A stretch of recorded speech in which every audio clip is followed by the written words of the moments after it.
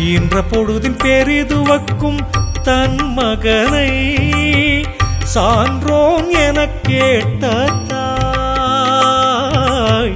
ஈன்ற பொழுதின் பெரிதுவக்கும் தன் மகனை சான்றோன் எனக் கேட்ட தாய்.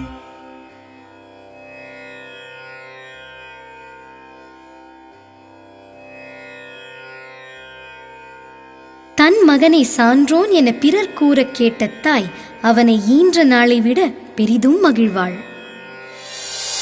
நட்பன்று நெஞ்சத்து அகம் நக நட்பது நட்பு,